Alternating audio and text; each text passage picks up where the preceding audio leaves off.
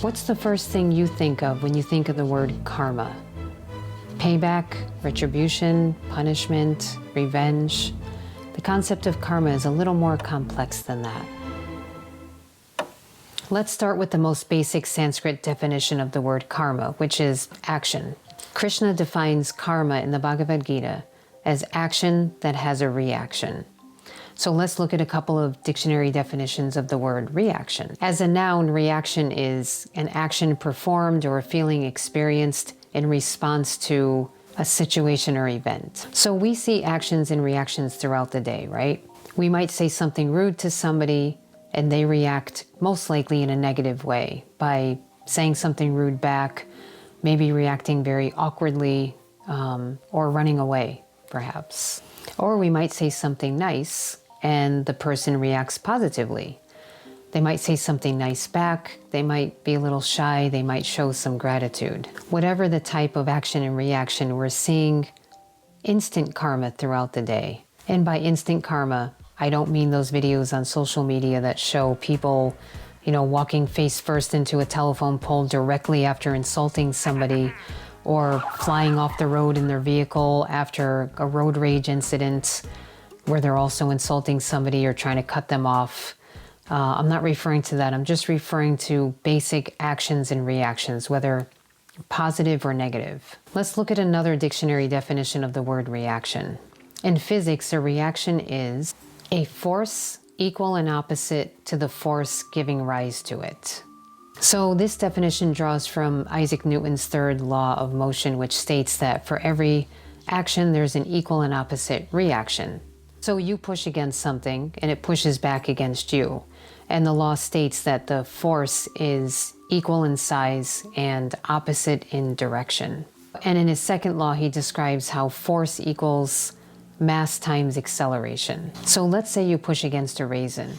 It'll push back against you, but its mass is so small compared to yours that you don't even notice that it's pushing back, really. However, if you were going to try to push a big, heavy boulder up a hill, you'd notice the pushback because the mass of that boulder is most likely much greater than your mass.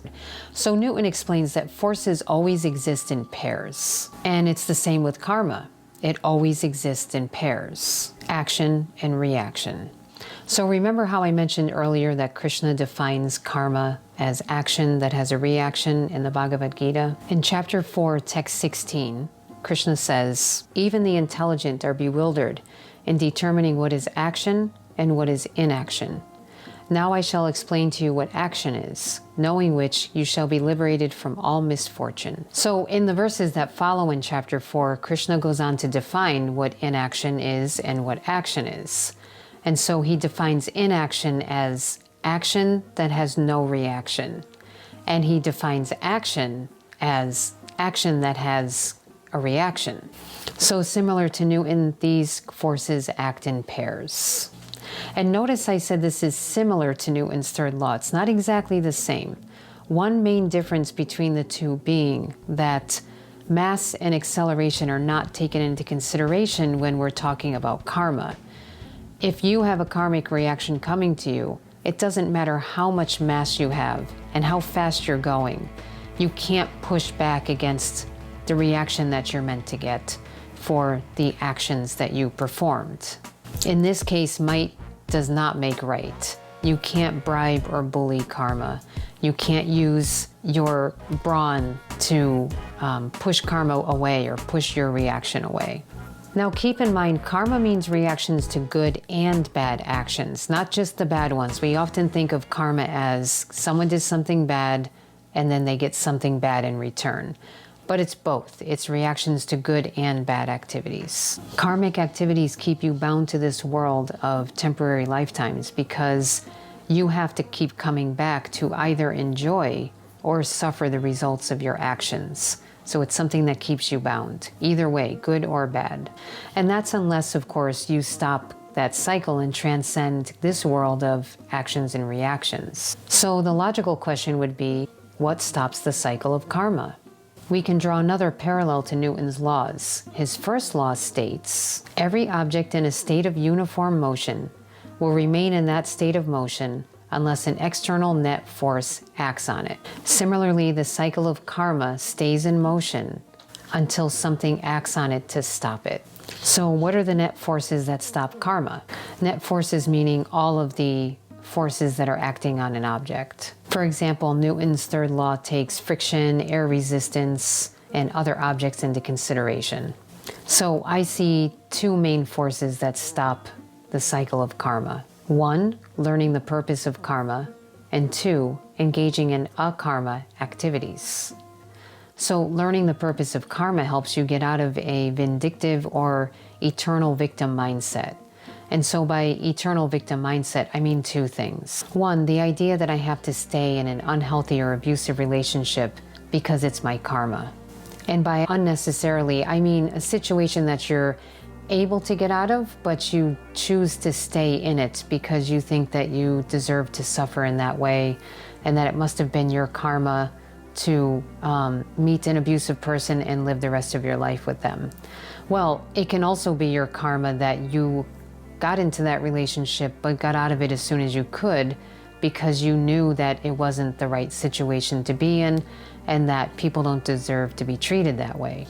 So this can be a little confusing because we often think of karma always as you get what you deserve, right? So, okay, maybe you deserved to temporarily enter into an abusive situation and you also deserved to immediately get out of that situation and then take that information and go help others who are in that situation because now you recognize the red flags.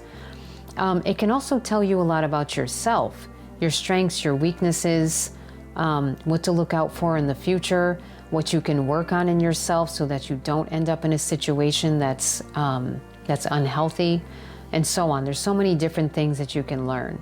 And another important factor to take into consideration is that when you stay in an abusive relationship or an unhealthy relationship or an inappropriate relationship, whatever kind it may be, whether it's romantic or whether it's in the workplace or whether it's a friend, whether it's a family member, if you're able to remove yourself from that situation, but you choose to stay because you think you deserve to suffer, the message you're giving that other person is the way you're behaving is appropriate.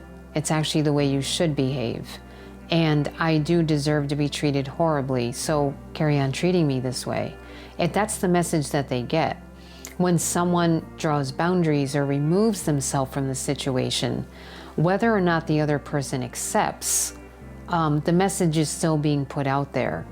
This is not okay. The way you're acting is inappropriate. The way you're behaving isn't right.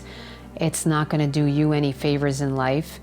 And so I'm just letting the message I'm giving by drawing those boundaries, by removing myself, is that your behavior is unacceptable.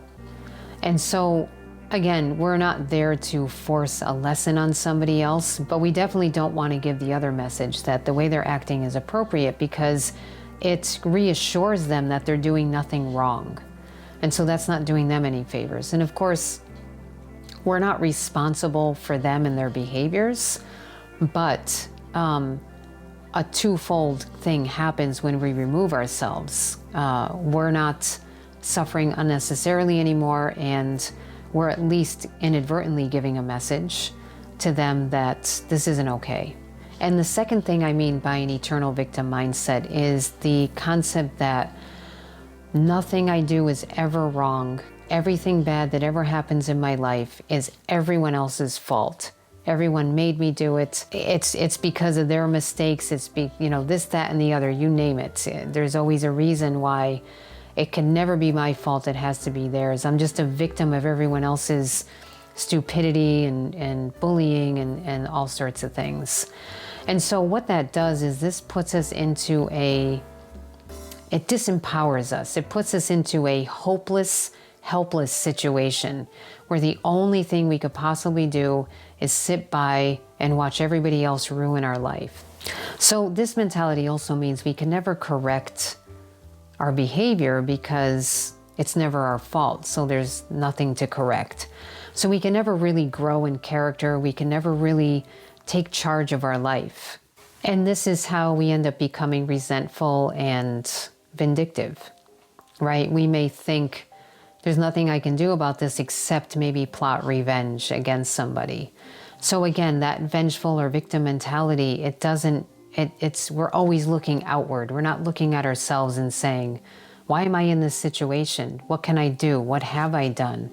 What's going on in my consciousness that can maybe be improved?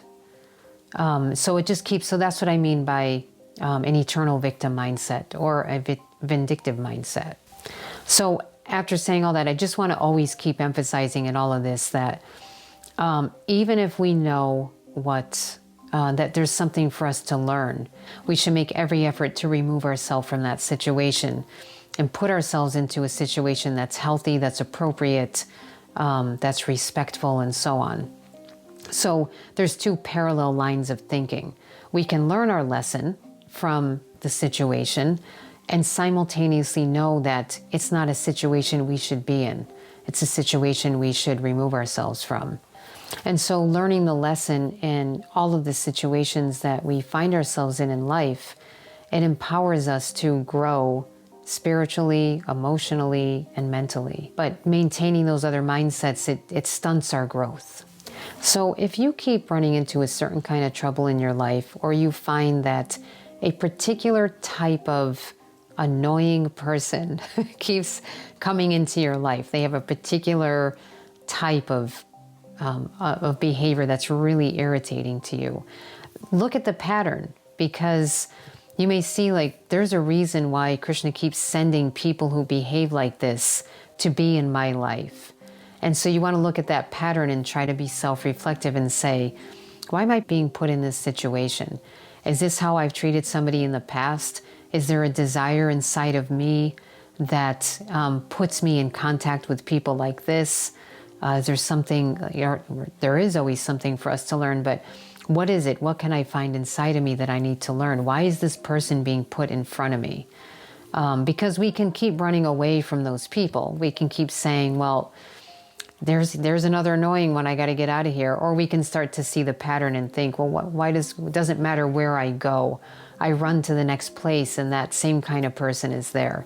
So it's something to take into consideration. Look for these patterns, because nothing is a coincidence. Everything happens for a reason. And sometimes the reason isn't totally obvious, because there's a large amount of time between our actions of the past and our reactions of the present. But we should always trust that Krishna is Trikalagya. That means he knows past, present, and future. And so he already knows what we did, and he's going to time it perfectly when the reaction is going to happen and how it's going to happen in such a way that we can get the most benefit out of it. So there may need to be a separation of time, or it may happen instantly. And that's where you get those social media videos with the instant karma. So you can see it's because we see those videos, right? We see somebody, they flip someone off and then their car runs off the road or something right after doing that. And so we see that and we think, okay, that's it, that's karma. But how many times has someone flipped you off or cut you off or, insulted you and nothing happens? And you think to yourself, well, that person was really rude. Why wasn't there a reaction for it? Sometimes Krishna puts that space of time in there because later on they may have to learn that lesson in a very particular way. Okay, so the second net force that can stop the cycle of karma is engaging in akarma activities. Akarma means activities that have no material reactions that bind you to this world. These are activities that bind us to the spiritual realm, actually, rather than the material realm. So we may see someone engaging in behavior that looks like ordinary karmic activities, but the difference is those activities won't bind them to the world through good and bad reactions that they have to come back to enjoy or suffer. So by connecting to Krishna through spiritual activities and connecting, of course, with his devotees, all of our karmic reactions are burnt to ashes, and we don't produce further karmic reactions. We don't engage in karma activities that produce reactions. And it's easier to engage in these transcendental activities when we're open to learning lessons. These lessons that come from our behavior that we put out there and what comes back to us, and just really self-reflecting and learning. That makes it so much easier for us to engage in these transcendental activities, because we're not busy asking the question, oh, Krishna, why did you do this to me? Krishna, why can't I have this? Why can't I have that? Rather than saying in a different mood, okay, Krishna, I'd like to learn why this happened. Praying to Krishna and saying, please show me what I need to learn. Please help me to self-reflect and see why I'm being put in this situation. And please tell me what you prefer from me in terms of behavior, in terms of service, etc. Because if we ignore these patterns in our life and we ignore these lessons, they're going to keep coming back, because they're trying to get our attention. They're trying to bring our attention to something inside of us that needs to be worked on. So the sooner we pay attention to it, the sooner we move on to the next lesson, and the sooner we grow. And again, this helps us very much in staying engaged in serving Krishna and serving the Vaishnavas, because we're not sitting around being helpless. We're not sitting around being resentful. We're not sitting around thinking how we can't do anything because everyone around us is just, these horrible people that are just out to get me. So just what is the purpose of karma? Rehabilitation. Karma teaches us what our personal flavor of conditioning is by rooting out and exposing the mentality that causes us to behave the way that we do. So for example, let's say I throw water in someone's face and humiliate them. So what's my karma going to be? Someone throws water back in my face and humiliates me, right? Maybe, maybe not. Perhaps the reason I threw the water in their face to humiliate them was to attract the attention of somebody else, to exploit them for my own personal sense gratification. So my reaction that I'm going to get for that may be that I get humiliated through exploitation. Let's say maybe somebody tries to get my attention to exploit me for personal sense gratification, and then humiliates me behind my back, and I find out about it later. And then that's my type of humiliation.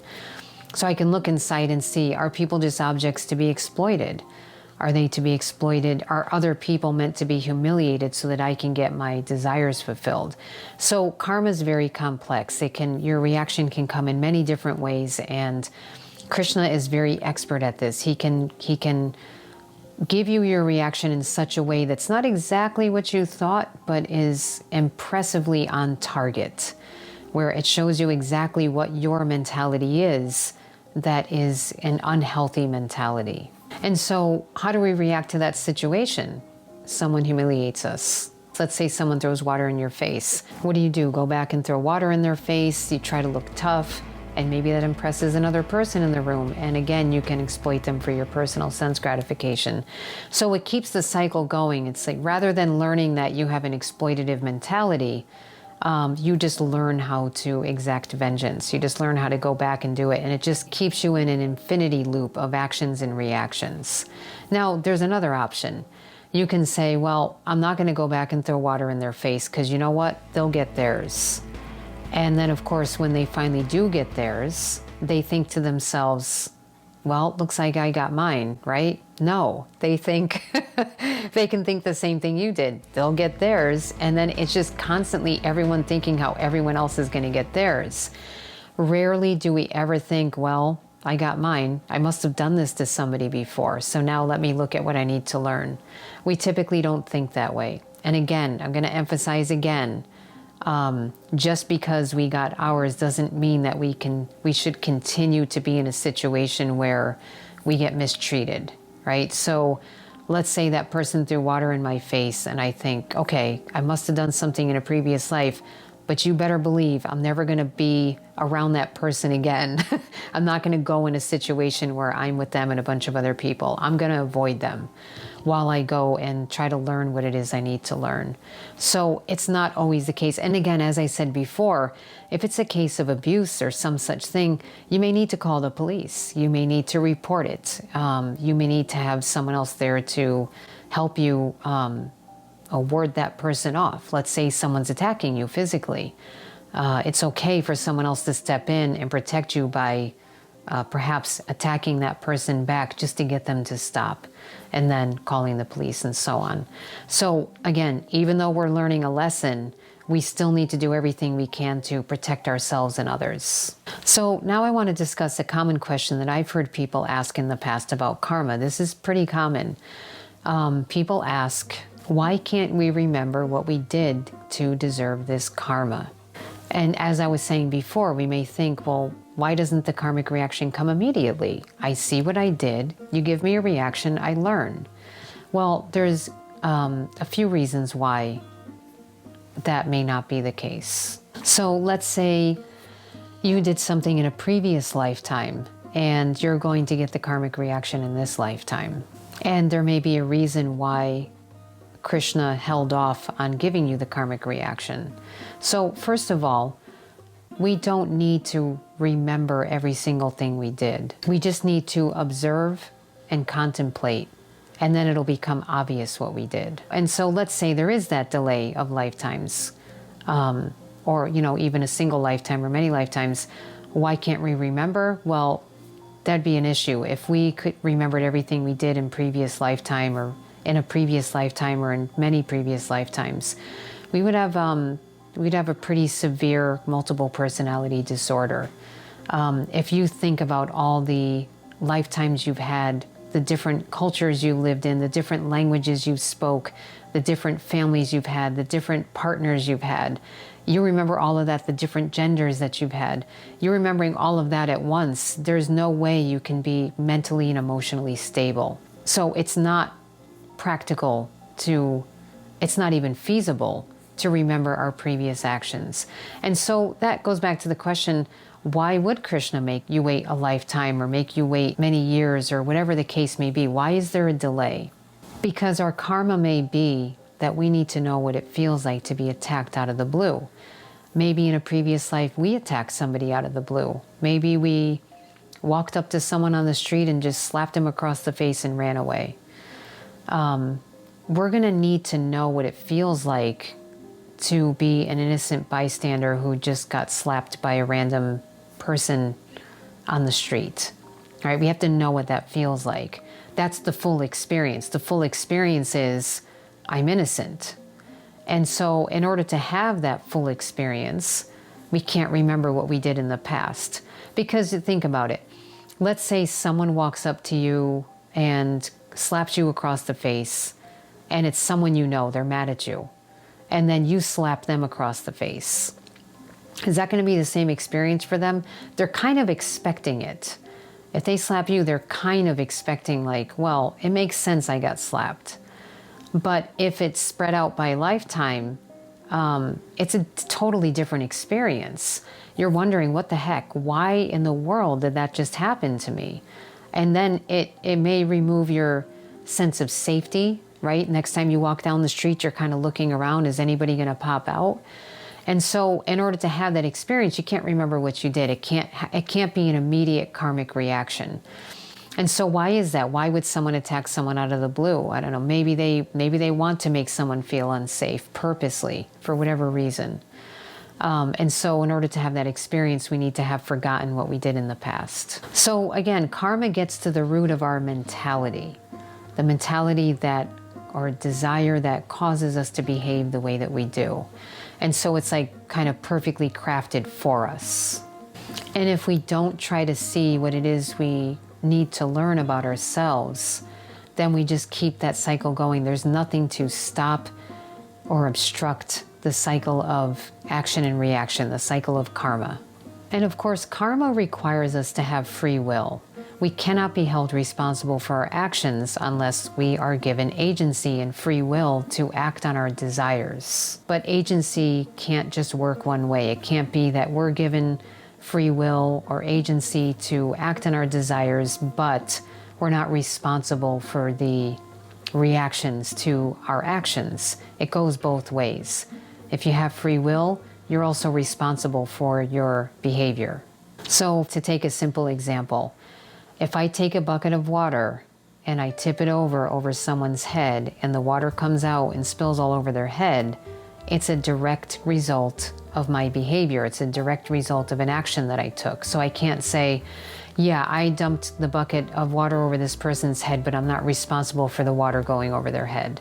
We performed an action and there was a result of our action. And so that happens again, that happens immediately. Dumping a bucket of water over someone's head is an immediate action and reaction. But as we discussed earlier, there may be a separation of time between the behavior, the action, and the consequences to it.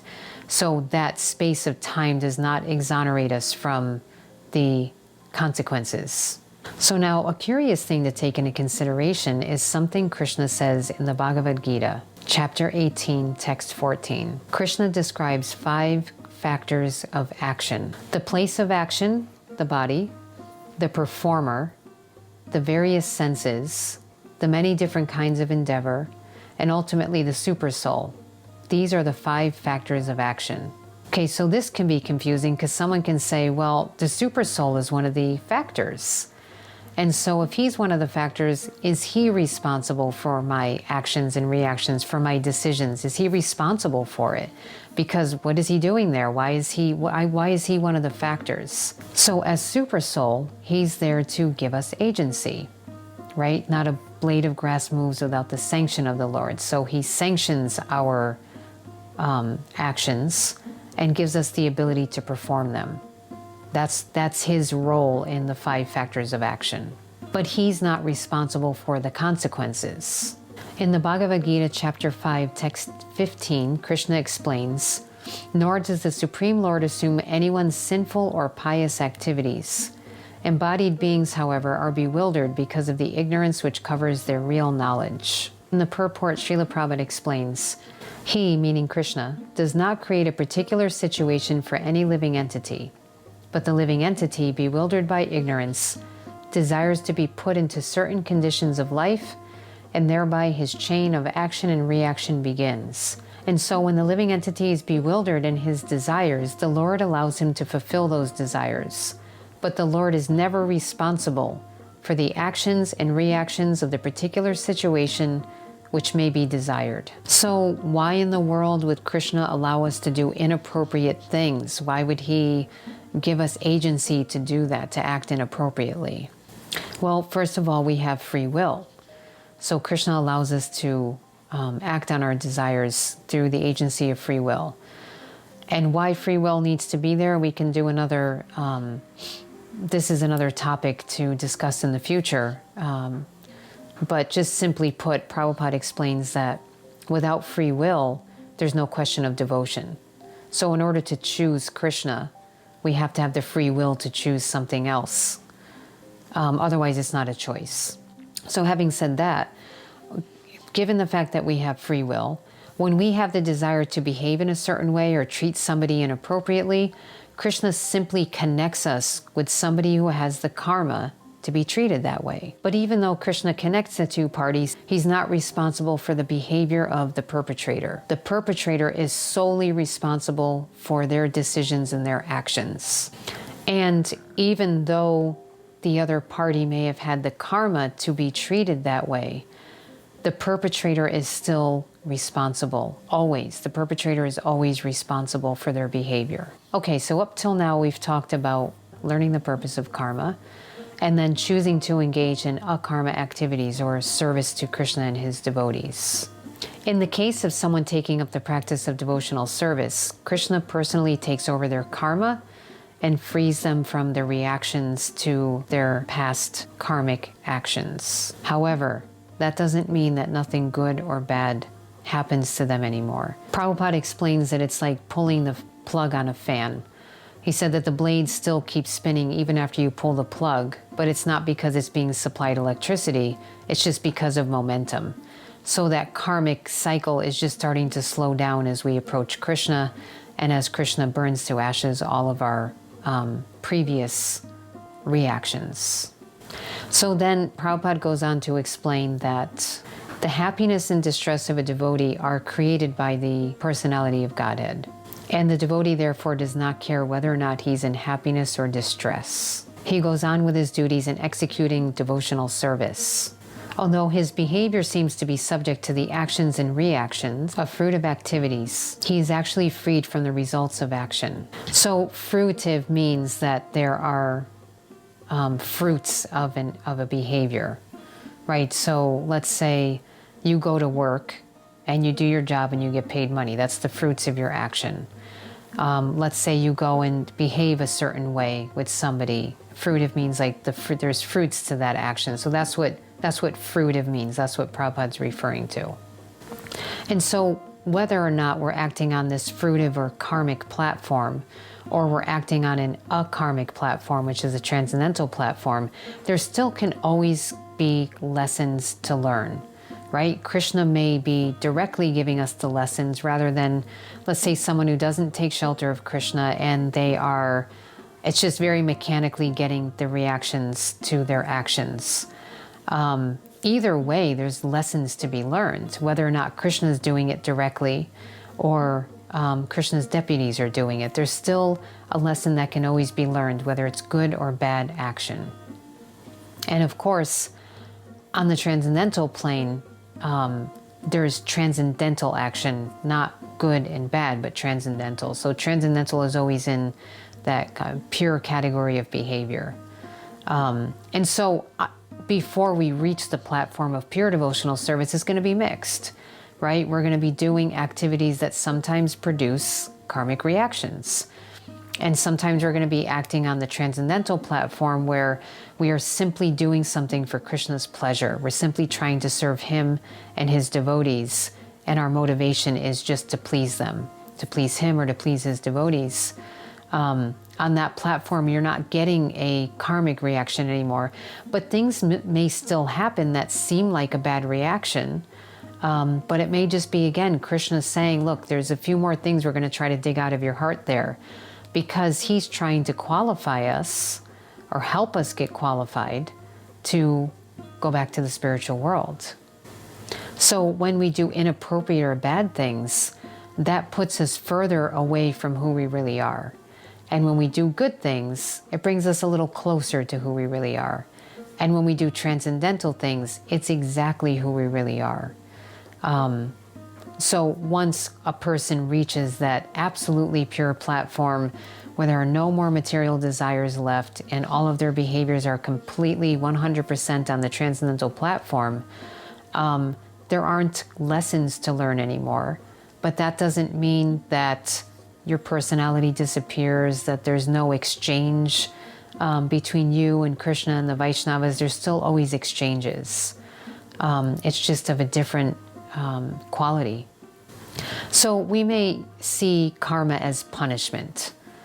But if we can look at it from a different point of view, Krishna's doing everything he can if we are expressing interest in reconnecting with him.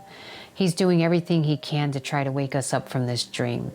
And even if we're not trying to approach Krishna, he still is going to, he's going to respect that someone may not want to pay attention to him, but he may still do things. The karmic cycle is there in people's lives to make them aware of something. So whether or not they choose to connect with Krishna, they can at least still learn from their karmic behavior, right? They can still learn things, how to grow, how to become a better person. And that may end up eventually someday leading to them saying, hey, you know, the world is just structured in such a perfect way to teach us the lessons we need to learn in order to grow in character. Maybe there's something more to the universe than I'm seeing or that I'm willing to admit. And as far as someone who is trying to take shelter of Krishna, yes, we're in a dream state, right? We think we're the center of reality. We think that everything is meant for us. It's for our pleasure. So when we start trying to say, well, maybe not. Maybe everything's for Krishna. Maybe we're supposed to just try to please Krishna and please Krishna's devotees. Now Krishna is going to do whatever he can to say, okay, look, in order for you to do that, there's some certain desires you still have. We got to pick out of there. And we got to wake you up from this illusion thinking that you are the center of the universe. And so in order to do that, you're going to have to be put in some uncomfortable situations. Not because not because Krishna feels like making you uncomfortable, but because it may be the only way to wake you up. It may be the only way to make you aware, to make you turn your attention towards something. And so on Krishna's part, this is completely selfless. I mean, can you imagine how many times have we gotten mad at God? It's like, why did you do this to me? Why can't you just let me do this? Why can't you just let me have that? Why did you take that away? Right? And so even though we're mad at Krishna, he's still like, yeah, sorry, but this is going to help you in the long run. It's like administering medicine to someone, right? When you're a child and you go to the doctor and you have to get a needle for something. You may be mad at your parents. You may be mad at the doctor. Why are you doing this to me? Not fully knowing yet as a child that this can save your life, perhaps. And so Krishna, he's saving us, right? He's saying, you're in illusion. I'm going to try to help you get out. But in order to get out, I have to show you these things. I have to show you what's going on inside of you. And so even though we might get mad and throw temper tantrums, Krishna still just says, well, it's okay if you're mad at me, but I care about you very much. And we have a loving relationship. And I would like for you to stop suffering. And I'd like you to, once you come back into this relationship, you're going to have an eternal blissful life of an exchange of pure love. And so Krishna's looking at the prize, right? He's looking at the goal. The goal is to get you back there. You've come to me asking me how you can serve me.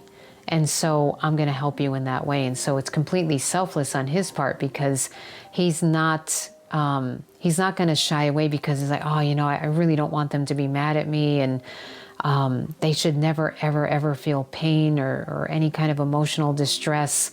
I'll just keep them in the cycle of birth and death, because it's better that they don't ever feel any emotional pain. So can you imagine if Krishna was insecure like that?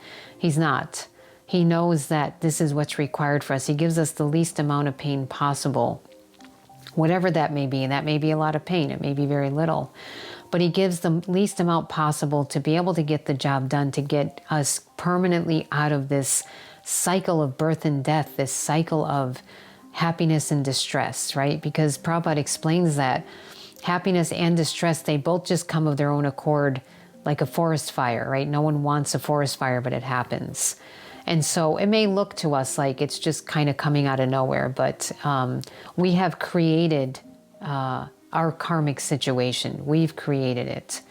And whatever's coming at us is what we've put out there. Or if we are taking shelter of Krishna and he has taken over our karma, whatever's coming at us is Krishna trying to wake us up. It's Krishna trying to say to us, hey, you're in a situation that's not what's best for you. Let me show you how to get to the place that's best for you. So if we look at things that way, we can start to have more gratitude that when something bad happens, so-called bad, we don't necessarily see it as bad anymore. Because we may see sometimes, we think, well, a devotee's really tolerant of all the bad things that happened. Or maybe a devotee seeing it as something blissful, that, wow, Krishna did this thing that made me realize I was doing something wrong, and now I've been able to improve that behavior and things are so much better. So they may always see it as a good thing, as always a lesson to be learned, as something to help me grow, something to help me come closer to Krishna, so that in the end I can leave this cycle of birth and death, this cycle of karmic reactions. I had my own personal situation in life where I was suffering due to a decision I made, and I knew, even as I was performing the behavior, I knew, well, I'm going to get a reaction for this. Of course, this is several times. I'm just speaking of one occasion, but I remember thinking, well, I know what my karma is going to be. And I actually didn't get that karma. I got something even more painful, a more painful karmic reaction that I would have never imagined. And I remember at the time I was thinking, I was praying to Krishna. I was like, you're really good at this. You're actually really good at showing me or showing us what our behavior is to begin with, our mentality. And at the time I was actually, even though I was miserable, I was really impressed. I was really impressed at how good Krishna was at it. So even if we're going through some sort of suffering, that doesn't mean we can't be impressed or feel enlivened by the way Krishna is helping us to remove our obstacles to pure, loving exchanges. And so we may be very impressed, we may be miserable at the same time. So it's a strange mixed feeling, but Krishna's really good at his job. So if your goal is to reconnect with Krishna and go back to Godhead, do everything you can to earn it. Do everything you can to learn what you need to learn. And that means pay attention. Pay attention to what Krishna is trying to tell you. Pray to the deities, pray to Super Soul. Please show me what I need to learn in this particular situation. Please, rather than the kind of mentality of, why did you do this to me? It's more of, please explain to me why you gave me this lesson. What am I meant to learn by it? And in that way, we can make advancement in our spiritual practice, along with our processes of devotional service, hearing, chanting, and so on. If anybody has any comments, thoughts, questions, if there are any physics majors out there who have issue with my explanation of Newton's laws of motion, please let me know in the comments. And if anybody has any experiences or thoughts, further opinions or further realizations about the cycle of karma, or even as devotees, our actions and reactions that we have, even when Krishna takes over our karma, please share it down in the comments. And as always, I'll include my email address for anyone who wants to contact me. So Hare Krishna, everybody. Have a nice, happy, Krishna conscious rest of your day.